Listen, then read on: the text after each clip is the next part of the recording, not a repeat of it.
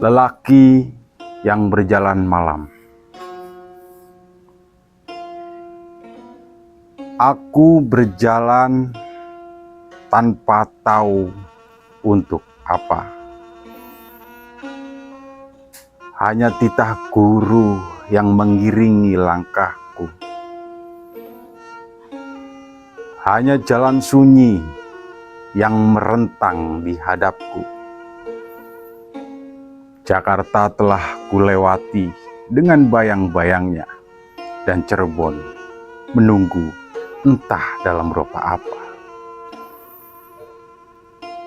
Aku hanya membawa tubuhku sendiri, selembar identitas yang mengisyaratkan bahwa aku ada.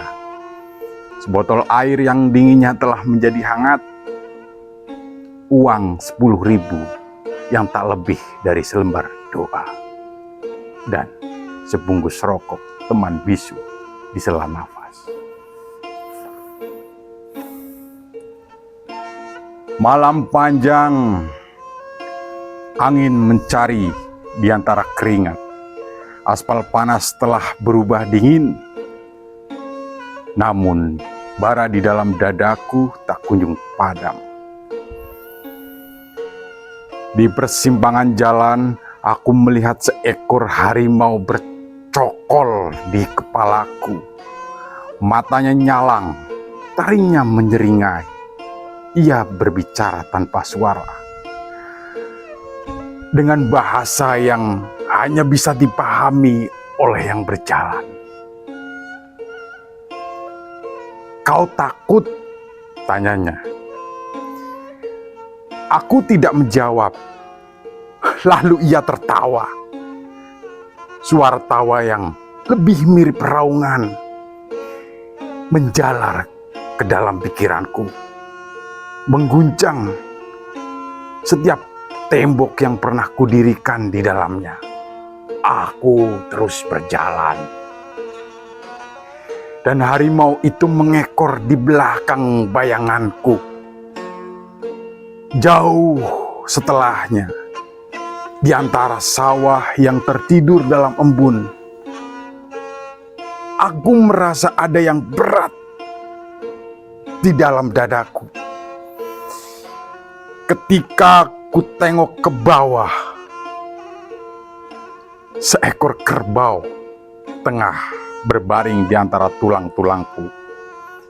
Ia mendongak, menatapku dengan mata redup, mata yang penuh dengan kesabaran dan beban. "Kemana kau hendak berjalan?" tanyanya. Aku tidak menjawab. Aku hanya menatapnya dalam diam, mendengarkan nafasnya yang berat, irama yang menggetarkan setiap rongga kosong dalam diri. Aku terus berjalan, dan kerbau itu bernafas bersama detak jantungku. Di simpang kota yang lengang, aku tiba-tiba melihat pasar di dalam pikiranku. Orang-orang berjalan tergesa dan berjejal, saling sikut. Tanpa sadar, luka-luka menganga di antaranya, acuh tanpa suara dan dosa. Tangan-tangan meraih sesuatu yang tak pernah cukup. Uang berpindah tangan seperti debu di atas angin. Terdengar tawa, terdengar tangis, terdengar suara-suara yang berlomba untuk didengar. Aku berdiri di tengah keramaian yang tidak nyata, menyaksikan diriku sendiri membeli sesuatu yang tidak aku perlukan. Namun ketika aku merogoh saku, hanya ada selembar uang 10.000, dan itu tidak cukup untuk membeli jawaban. Aku terus berjalan, dan pasar itu semakin jauh di belakangku. Langit semakin pekat, angin semakin dingin, dan di hadapanku terbuka sebuah goa. Aku melangkah masuk dan di dalamnya kulihat hutan. Pohon-pohon raksasa menjulang dari tanah yang dingin. Cahaya hanya datang dari retakan-retakan di dinding batu. Dan suara gemuruh yang entah datang dari mana. Di sini aku mendengar suara guru.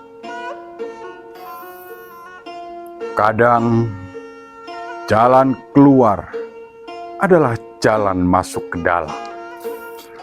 Aku terus berjalan dan hutan menyusup ke dalam dadaku.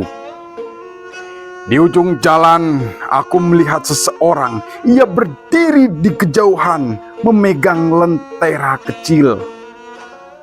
Cahayanya temaram namun cukup untuk menunjukkan wajahnya. Dan wajah itu adalah wajahku sendiri. Aku menatapnya dan ia tersenyum dengan mata yang telah mengetahui sesuatu. Aku ingin bertanya, tetapi sebelum kata-kata menemukan bibirku, ia telah berbalik, melangkah lebih jauh ke dalam kegelapan. Aku terus berjalan dan cahaya lentera itu menyala di dalam diriku. Di ujung jalan, ketika langkahku berhenti, aku melihat ke depan. Dan di sana tidak ada apa-apa. Tidak ada jawaban, tidak ada tujuan yang menungguku dengan tangan terbuka. Tidak ada akhir yang mulia, hanya jalan yang telah kulewati. Dan jalan yang masih bisa kutempuh.